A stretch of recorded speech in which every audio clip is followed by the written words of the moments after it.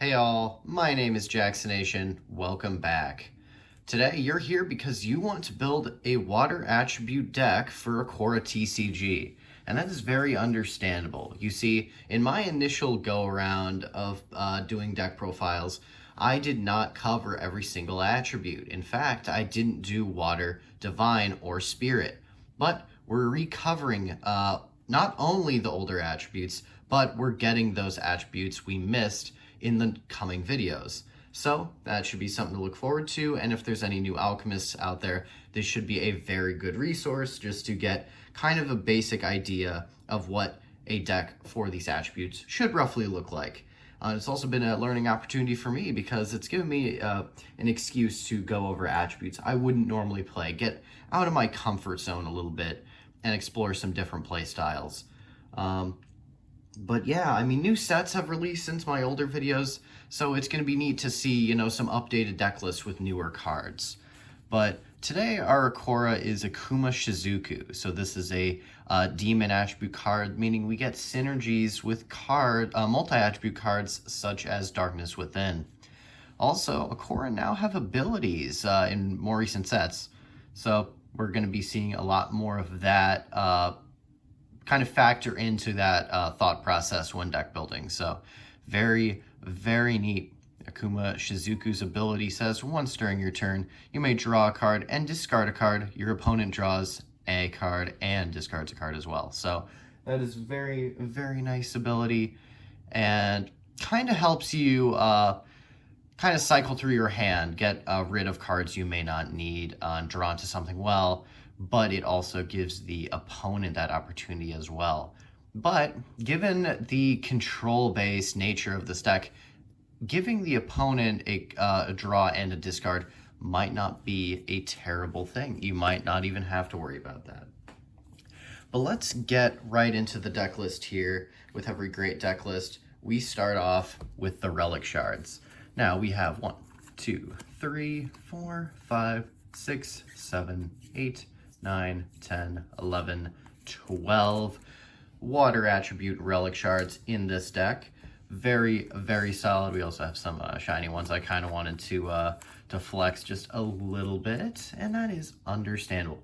Remember, you always start the game with 1 Relic Shard, so if you can throw at least 1 Hollow Relic Shard in there, it's very nice. It's a nice flex for sure. Next up, no deck is complete without its battle zones.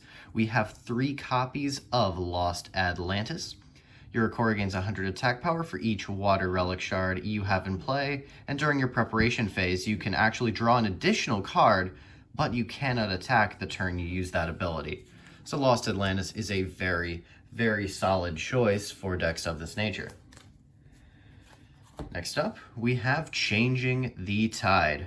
If your opponent activates an alchemy card during your attack, you can flip this card, negate it, and flip it back face down. And if you do so, your Akora gains 100 attack power for each face down alchemy card your opponent has. Now, if you have Lost Atlantis in play, you'll be able to add a High Tide from your alchemy deck to your hand. So this card synergizes with Lost Atlantis, allowing you to search your deck for other useful alchemies. From there, we're moving on to Furo's Sea Horn. Once during your turn, you may look at the top card of your alchemy deck, then place it on the top or bottom of your alchemy deck, and during your turn, you may destroy this card, search your alchemy deck for 1 water relic shard, reveal it, and add it to your hand. Again, very, very solid. Now, the water attribute really revolves around deactivating zones.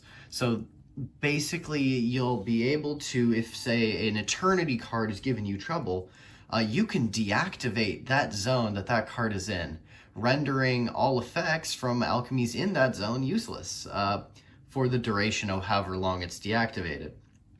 So it can be really good. I know I played this deck against a Divine player, and while Divine, they have many different cards that allow them to lock you out of different card types, such as armaments, eternities, etc. The thing is, you have a lot of different ways to deactivate zones in different card types as well. So maybe if they've locked you out of one card type, you still might have another that can deactivate it, allowing you access to your cards. So it's very nice. But Shell Shield here, when the opponent's Akora attacks, flip this card, have any attack damage from the attack, and deactivate one of your opponent's alchemy zones until the end of your next turn. Again, it's protection, and it's progressing your strategy of slowly locking the opponent out of their own cards, which is very, very nice. Next up, we have, like I was saying, 3 copies of Darkness Within. It's simple, just kind of ramp, getting you all your Relic Shards out in order to Relic up, progressing your damage output with your battle zone.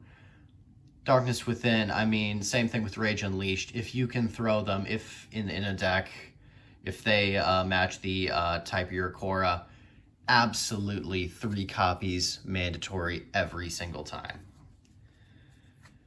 Another 3 of is High Tide. Now this Eternity whilst active, target opponent's alchemy zone is deactivated.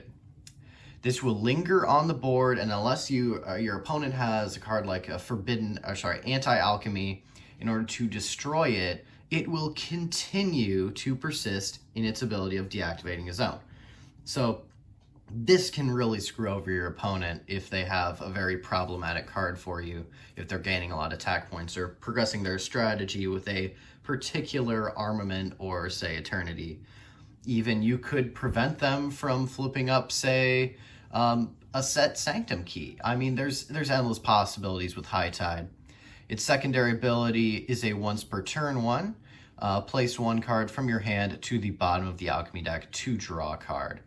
Again, another great way to cycle through your cards. We're getting to our 2 copy cards here. We're playing 2 copies of Aqua Floral.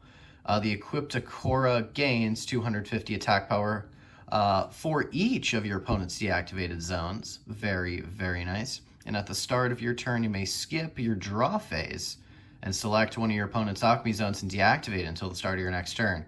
So again, sacrificing your draw there, but you have other ways to draw a card. So that is not necessarily a cost at all. Flash Flood is our next card. You can play or flip this card and send the top card of your alchemy deck to the dark zone, deactivate one of your opponent's alchemy zones until the end of the next turn. Again, just a quick deactivation there. Cannot complain about that. Playing another armament here, the Abyss. The equipped Akora gains 200 soul points and attack points. When you deal or are dealt attack damage, destroy this card. Play 1 water Relic Shard from your alchemy deck. Again, another way to progress your damage output and slowly work towards your stage 3 Akora. Our final 2 of card is going to be Sunken City. You may destroy or discard a water attribute card to play 1 water Relic Shard or Lost Atlantis from your alchemy deck.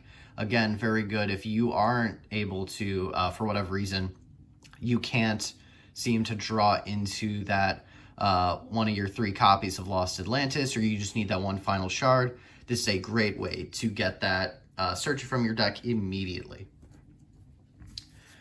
Finally, we have 1 copy of Low Tide. Again, a quick deactivation for the duration of a turn. Tsunami Sword. When the equipped Akora deals attack damage, you may deactivate one of your opponent's alchemy zones until the start of your next turn.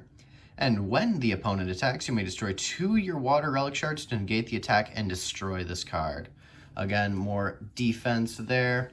And finally, 1 copy of Anti Alchemy. Anti Alchemy says you may flip this card and destroy 2 of your Relic Shards, target one of your opponent's alchemy cards on the field, negate and destroy it. A very, very solid card there. Now, I hope you guys like this video. Let me know if you end up building this deck, and if you even have some suggestions on how to make this deck even more potent as new sets release. I would highly appreciate that feedback. Again, I'm not claiming to be the greatest Akora player of all time. I am just trying to be a resource for new players and give what information I am given. We built this deck on stream on Twitch with the help of SuperGumbe, just kind of going through my bulk. So that was very, very nice. If you want to be a part of the Akora community, you can join the Discord link in the description. There's also going to be the website link there as well. If you want to support the channel financially and a product we may acquire here on the channel, there's also a Patreon link down in the description. But yeah, if you enjoyed this video, like and subscribe, and I will see you guys in the next one. Have a wonderful rest of your day.